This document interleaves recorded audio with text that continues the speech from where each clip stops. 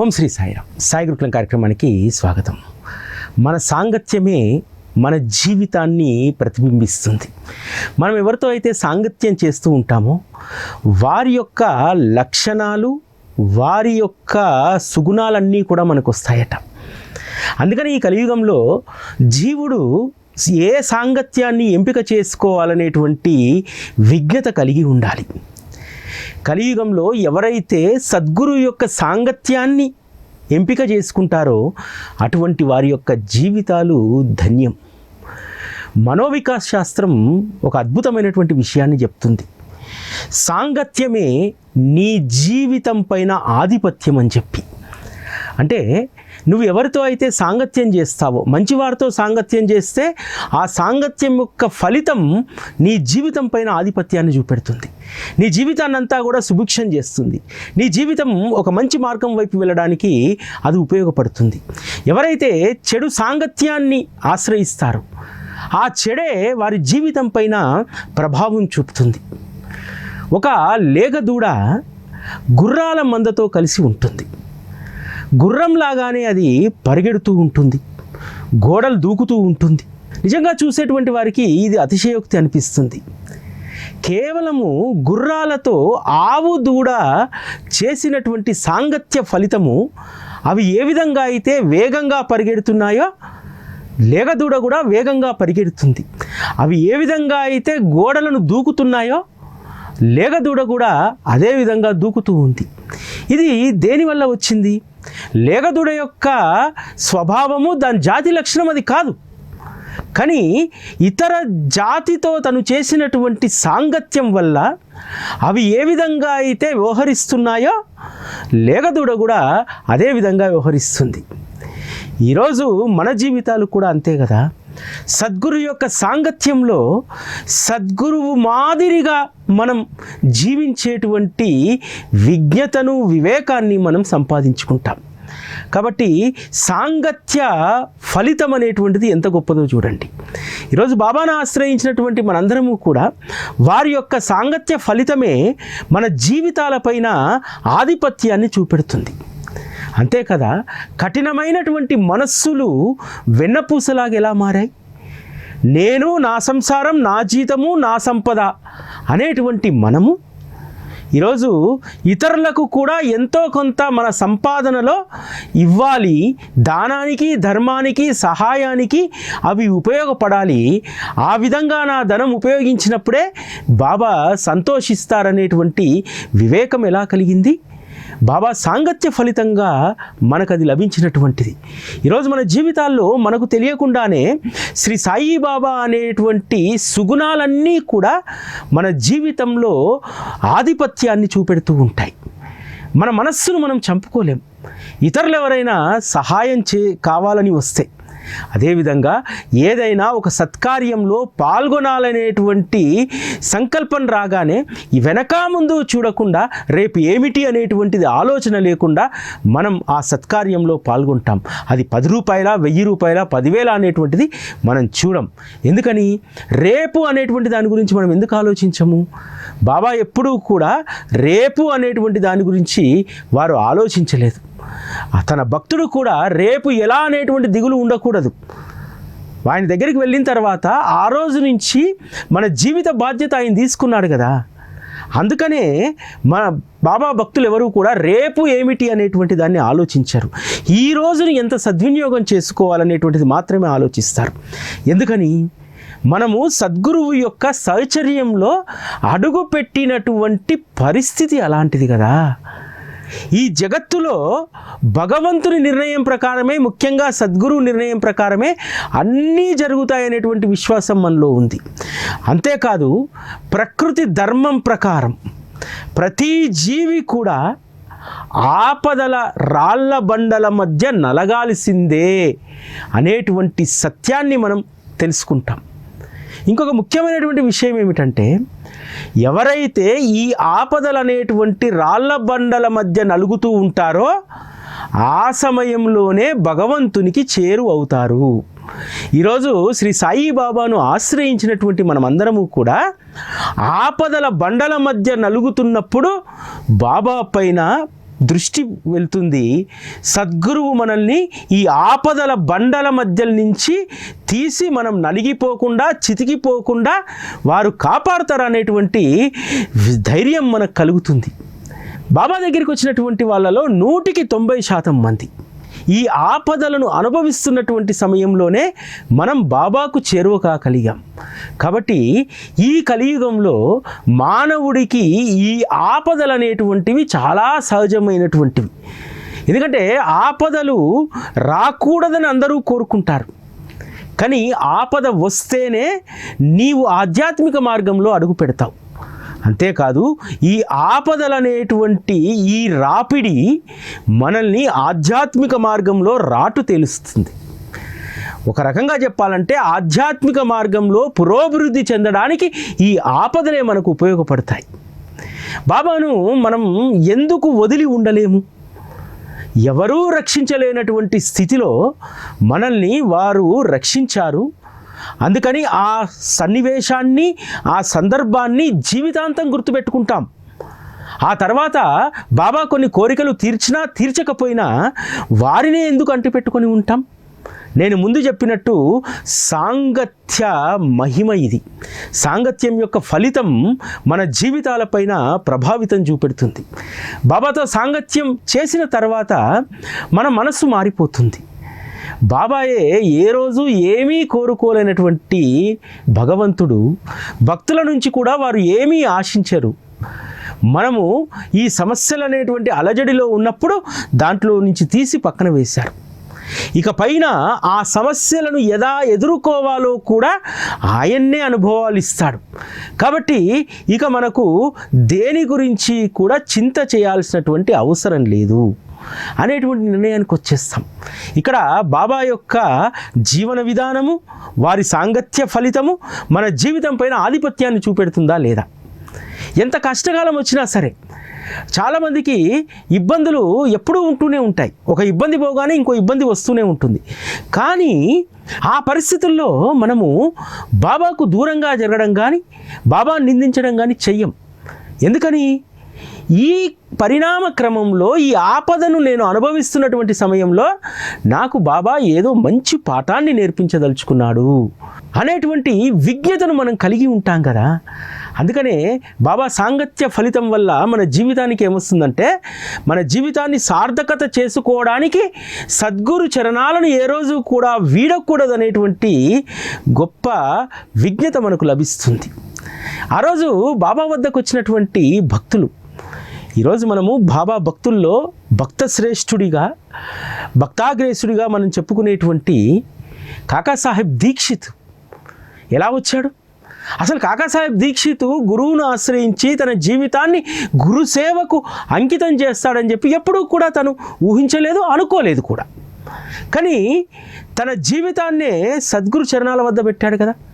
కాకాసాహెబ్ దీక్షిత్ కూడా ఒకానొక ఆపద కోసమే కదా బాబా వద్దకు వచ్చాడు. కాకాసాహెబ్ దీక్షిత్ ఇంగ్లాండ్లో రైలు దిగుతుండగా పడిపోవడం వల్ల కాలు మడతపడిపోతుంది. ఆ మడతపడ్డటువంటి కాలుకు ఆ కాలును సరి చేసుకోవడానికి అనేక రకాల చికిత్సలు చేయించుకుంటాడు. ఏమీ జరగదు. నానాసాహెబ్ చందోర్కరు చెప్పిన దాని ప్రకారం బాబా అన్ని రకాలైనటువంటి రోగాలను వారు నయం చేస్తారు. కాబట్టి ఆ సత్పురుషుని దర్శించుకుంటే కాలి యొక్క కుంటితనం పోతుందని చెప్పి అనుకున్నాడు. కానీ వారి రూపం, వారి యొక్క శరీర దర్శనానికంటే ముందే అహ్మద్ నగర్లో బాబా గారి యొక్క చిత్రపట దర్శనాన్ని చేసుకున్న తర్వాత కాకాసాహెబ్ మనస్సు మారిపోయింది. చీ ఈ కాలి కుంటితనం కోసం కాదు, నా మనస్సు అవిటితనాన్ని పోగొట్టుకోవడానికి ఈ సత్పురుషుని నేను ఆశ్రయించాలి అనుకున్నారు. అసలు అతని మనసు మారడానికి బాబాతో నేరుగా సాంగత్యం లేదు, ఎప్పుడూ కూడా వెళ్ళి దర్శనం చేసుకోలేదు. కేవలం వారి యొక్క చిత్రపటాన్ని చూడగానే ఒక కొద్ది క్షణాల సాంగత్యంలోనే కాకాసాహెబ్ మనస్సు ఏ విధంగా మారిందో చూడండి. కాకాసాహెబ్ లాంటి వారు గొప్ప అదృష్టవంతులు, విజ్ఞులు కాబట్టి వారి యొక్క మనస్సు క్షణాల్లోనే మారిపోయింది. మనలాంటి వారి మనస్సు రోజుల్లో మారిపోతుంది. బాబాను ఆశ్రయించినటువంటి తొలి రోజుల్లో ఒక 4 రోజులు కాగానే నిన్నటి వరకు కూడా భగవంతుని వద్ద నియమంగా దీపం పెట్టేటువంటి అలవాటు లేనటువంటి మనకు భగవంతునికి నివేదన చేయాలి, దీపం పెట్టాలి, భగవంతుణ్ణి మన ఇంట్లో ఉన్నటువంటి భగవంతుణ్ణి గౌరవించాలనేటువంటి సంస్కారం ఏ విధంగా వస్తుంది? ఇది సాంగత్య ఫలితమే కదా. తర్వాత కాకాసాహెబ్ షిరిడీకి వెళ్ళి బాబాను దర్శించుకోగానే తన అంతఃకరణం పూర్తిగా కరిగిపోయింది. ఇది జీవితం కాదు. బంగ్లాలు, పదవులు, హోదాల కోసం పోరాటాలు, ఇది కాదు జీవితం. తన జీవితమంతా కూడా సద్గురు చరణాల వద్ద ఉండిపోవాలి, తన జీవితాన్ని సద్వినియోగం చేసుకోవాలి, ఈ మానవ జన్మకు సార్థకం చేసుకోవాలనేటువంటి నిర్ణయానికి తొలి దర్శనంలోనే కాకాసాహెబ్ వచ్చాడు కదా. సరిగ్గా మనం బాబాను అర్థం చేసుకుంటే మన స్థితి కూడా ఇదే. జీవితంలో మంచైనా చెడైనా కూడా సద్గురు సాంగత్యంలోనే అనుభవించాలనేటువంటి విజ్ఞతను మనం కలిగి ఉంటాం. ఈరోజు కొన్ని లక్షలాది మంది, కోట్లాది మంది భక్తులు ఎందుకు సాయిబాబా అని పేరు చెప్పగానే మనస్సు పులకరించిపోతుంది, తనువంతా కూడా రోమాంచితమవుతుంది.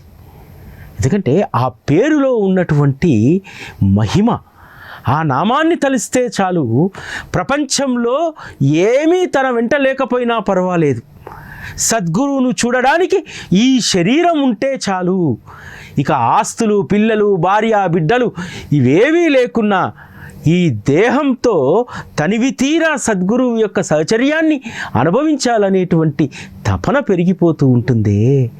ఇది సద్గురువు యొక్క సాంగత్యం మహిమ. వారి సాంగత్యం వల్ల ఆ రోజు శరీరంతో ఉన్నప్పుడు ఎంతమంది భక్తులు తరించారు. బాబా వద్దకు వచ్చేటువంటి వాళ్ళు 100% మంది ఇంతకుముందు చెప్పినట్టు ఆపదల్లో ఉన్నటువంటి వాళ్ళు మాత్రమే వస్తారు. సపత్నేకరు మంచి యువకుడుగా ఉన్నప్పుడు షవాడే చెప్తే బాబా గురించి హేళన చేశాడు.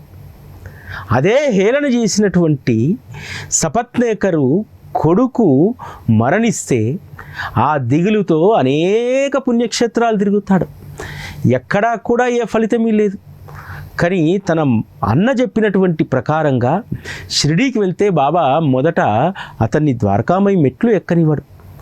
రెండోసారి భార్య స్వప్నంలో కనిపించి, అమ్మా నీ నీటి కడవని నేను నింపుతానని చెప్పి బావి దగ్గర నిలబడి ఉంటే ఆవిడ భయపడి పరికున వెనక్కి తిరిగి వస్తే, బాబా యొక్క అనుగ్రహం మీకు దొరికింది, ఈసారి వెళ్ళండి, బాబా మిమ్మల్ని తప్పకుండా ఆదరిస్తారని చెప్పి వెళ్తే, సపత్నేకరు తను యువకుడిగా ఉన్నప్పుడు చేసినటువంటి వ్యాఖ్యలకు పశ్చాత్తాపడితే వెంటనే బాబా ఆ కుటుంబాన్ని ఆదరించలేదా? దినకర్, భాస్కర్ అనేటువంటి 2 కుమారులను వారికి ఇవ్వలేదా? అంటే ఎవరికైతే ఆపత్కాలం వస్తుందో ఖచ్చితంగా వారికి సద్గురువే గుర్తొస్తారు. ఇందులో ఒక మర్మం ఉంది.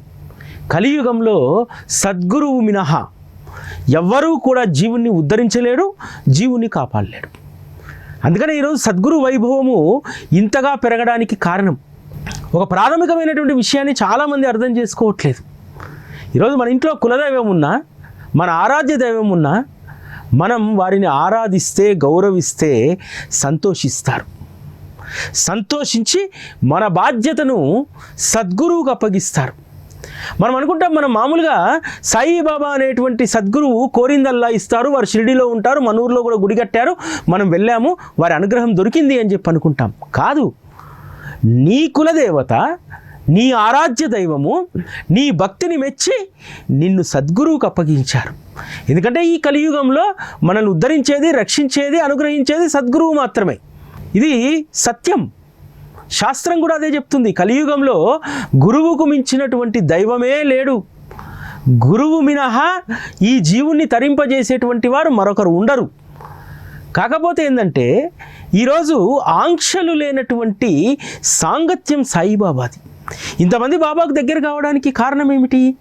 ఆంక్షలు లేనటువంటి భక్తి సాయిబాబా మార్గంలో ఉంది కాబట్టి ఇంతమంది బాబాకు చేరువయ్యారు. ఎందుకంటే కలియుగంలో ఉన్నటువంటి జీవుడు ఆంక్షలు ఉన్న చోటికి పోడు. ఎందుకంటే ఇక్కడ జీవుడికి ఉండాల్సినటువంటి సమస్యలు, జీవుడికి ఉన్నటువంటి హడావుడి జీవితము, ఆధునిక జీవితం, ఇవన్నీ కూడా కలియుగంలో ముడిపడి ఉన్నాయి. కాబట్టి ఆంక్షలు నిష్టలు ఉన్న దగ్గరికి చాలా దూరంగా ఉంటాడు. దాంతో జీవుడు ఆధ్యాత్మిక మార్గానికి దూరంగా జరుగుతాడు. కానీ దేవీ దేవతలు తన బిడ్డలు ఆధ్యాత్మిక మార్గానికి దూరంగా జరగడానికి ఇష్టపడరు. అందుకనే అత్యంత సులువైనటువంటి, అత్యంత స్నేహపూర్వకమైనటువంటి బంధాన్ని సద్గురువుతో దేవీ దేవతలే మన అనుబంధాన్ని వారితో పెనవేస్తారు.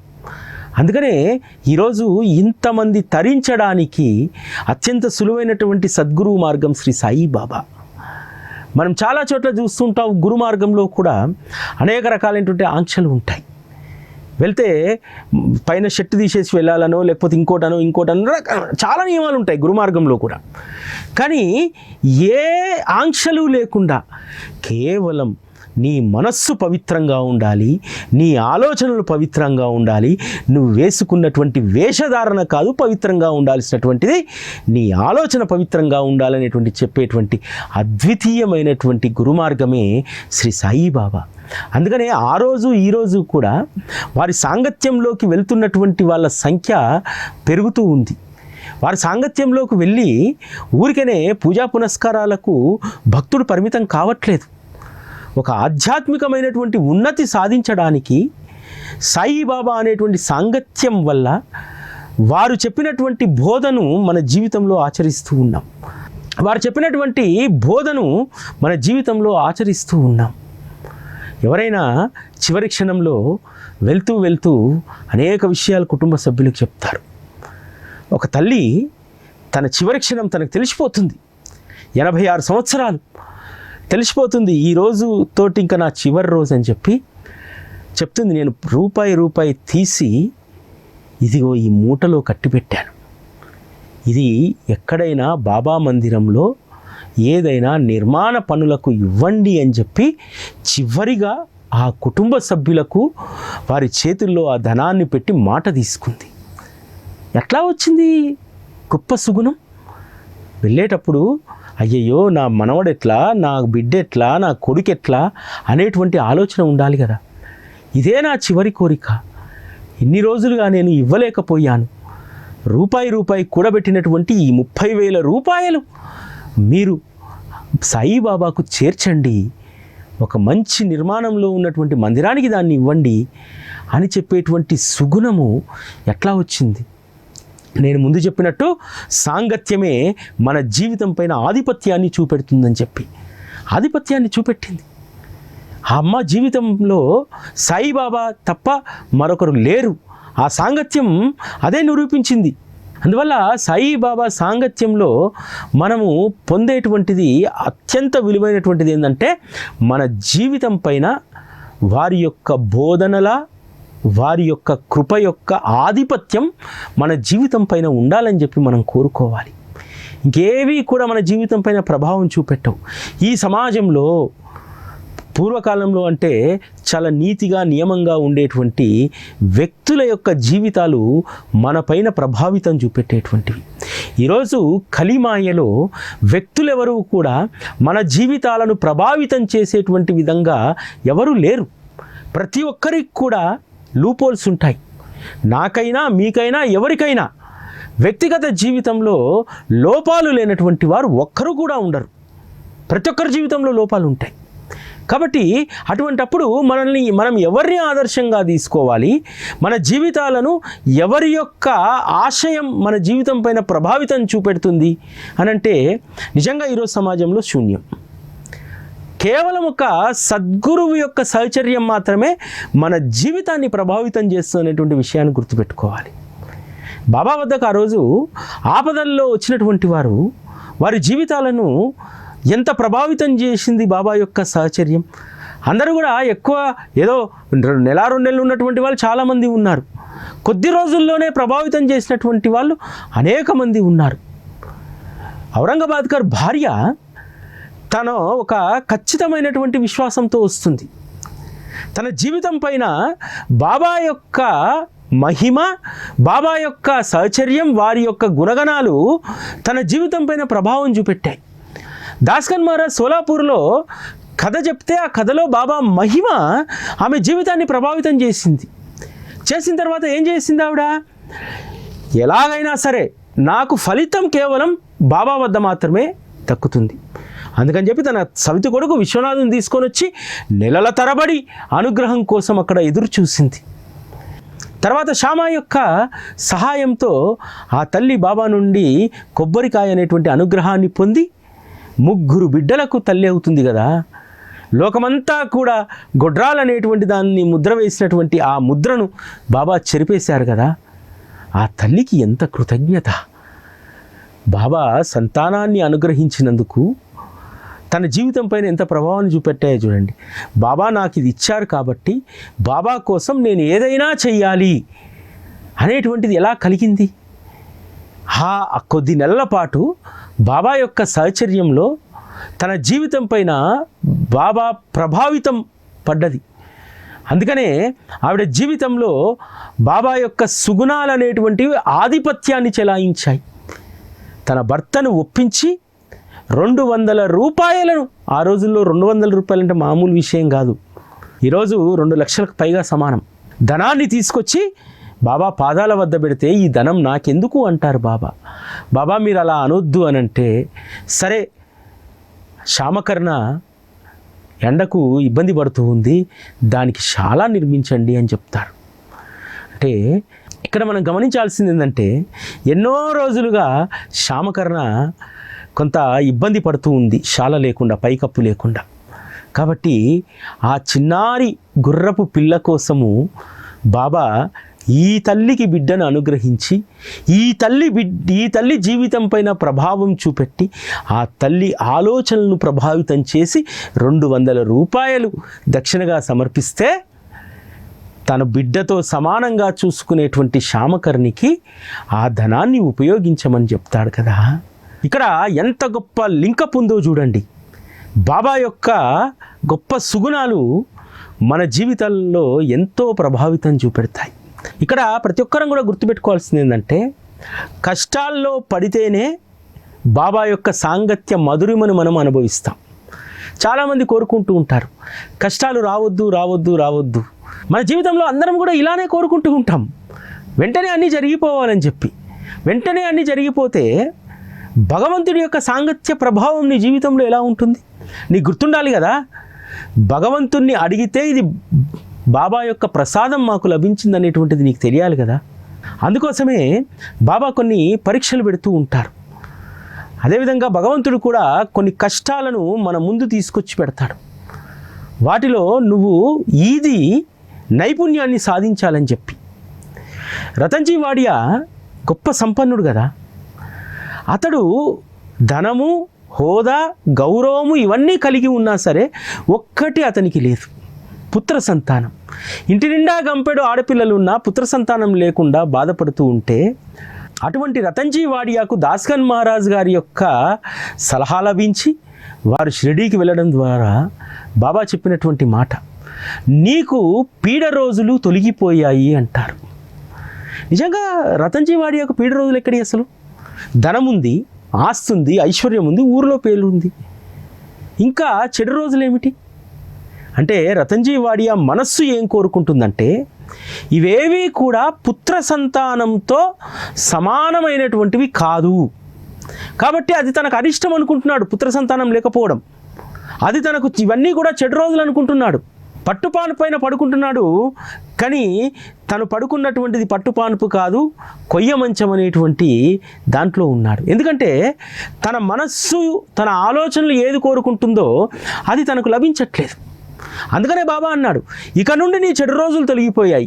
ఇన్ని ఉన్నా సరే ఆ యొక్క సౌకర్యాల సుఖాన్ని నువ్వు అనుభవించలేకపోతున్నావు. ఎందుకు? నీ మనస్సులో చెడు రోజులు ఉన్నాయి. నీ ఆలోచనలు ఎప్పుడూ కూడా పుత్ర సంతానం అనేటువంటి దాంట్లోనే ఉంది. భగవంతుడు ఇచ్చినటువంటి సౌకర్యాలను కూడా అనుభవించలేనటువంటి దుస్థితిలో నువ్వు ఉన్నావు.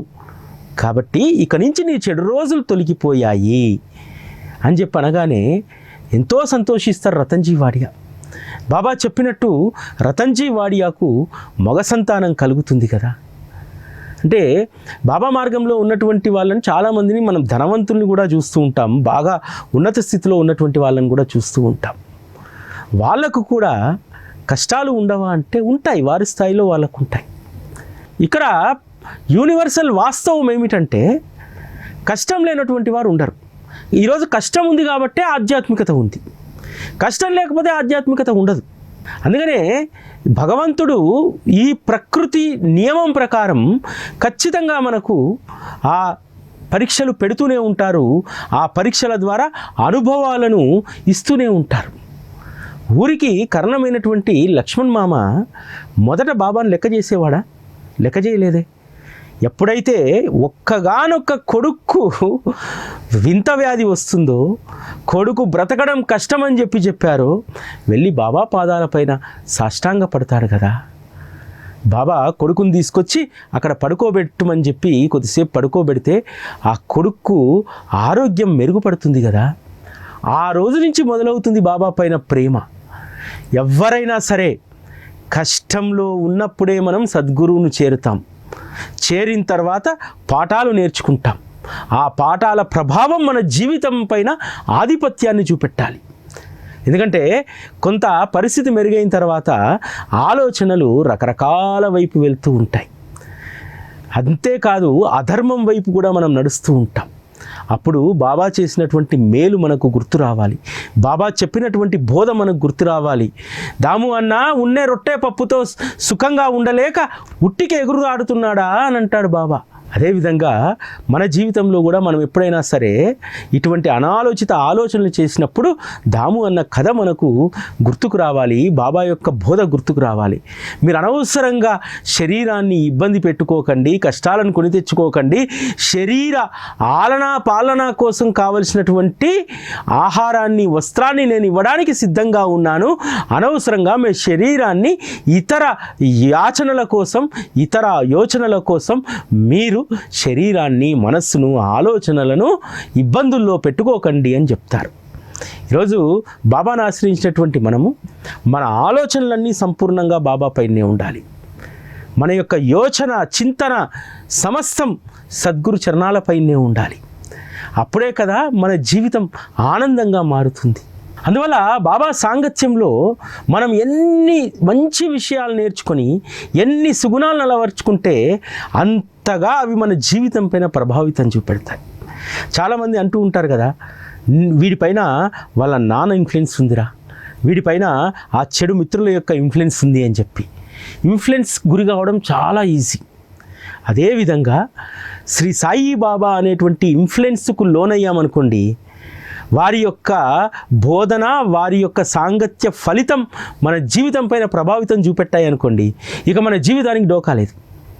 సాంగత్య ఫలితమే మన జీవితం పైన ఆధిపత్యం. ఎవరి సాంగత్యం అయితే మనం చేస్తామో వారి సాంగత్యం యొక్క ఫలితం మన జీవితం పైన ఉంటుంది. అదే మన జీవితాన్ని ఆధిపత్యం చేస్తుంది. కాబట్టి మనం చెడు ఆధిపత్యం వైపు వెళ్లకుండా సద్గురు అనేటువంటి సుగుణాల ఆధిపత్యంలో మన జీవితాన్ని నుంచి ఆ ప్రభావం మన జీవితం పైన పడేలాగా మనం నడుచుకుంటూ ఉంటే ఖచ్చితంగా మన జీవితం పైన శ్రీ సాయిబాబా ఆధిపత్యం ఉంటుంది. మన జీవితానికి ఎటువంటి డోకా ఉండదు. ఇది ఈరోజు సాయి గురుకులం. మళ్ళీ రేపటి కార్యక్రమంలో కలుసుకుందాం. అప్పటి వరకు సెలవు. నమస్కారం.